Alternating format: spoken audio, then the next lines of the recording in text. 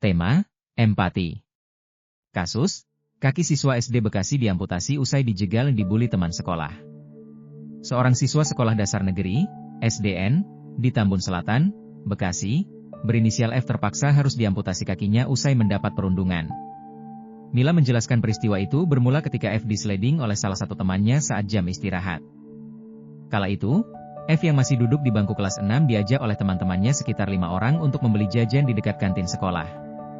Saat tengah berjalan santai dan bergurau, salah satu teman menjegal kaki atau mensliding F hingga jatuh tengkurap. Lutut dan tangan F pun terluka. Setelah jatuh, F bukannya ditolongin malah dibully sama teman-teman yang lain termasuk si pelaku.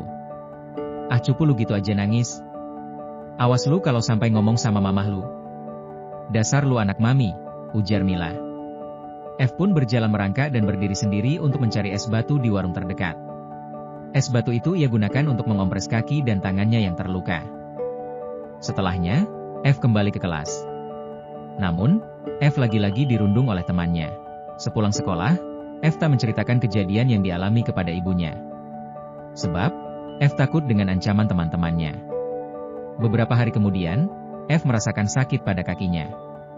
Usai dibujuk oleh sang ibunda, Diana, F pun menceritakan peristiwa yang ia alami. Diana lantas mengompres kaki F dengan air hangat untuk meredakan sakit di kaki anaknya. Namun, sakit pada kaki F tak kunjung sembuh. Diana membawa F ke rumah sakit yang tak jauh dari kediamannya. Usai dilakukan pemeriksaan, F didiagnosa infeksi pada kaki.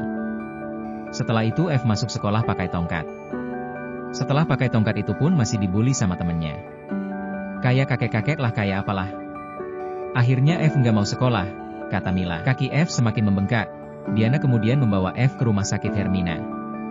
F didiagnosakan kertulang dan tindakan yang harus dilakukan yakni amputasi. Namun, Diana ragu dengan hasil diagnosa tersebut. Diana membawa F ke rumah sakit Pondok Indah.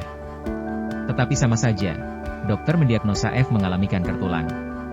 Atas diagnosa kanker tulang itu, kaki F diamputasi pada Februari lalu.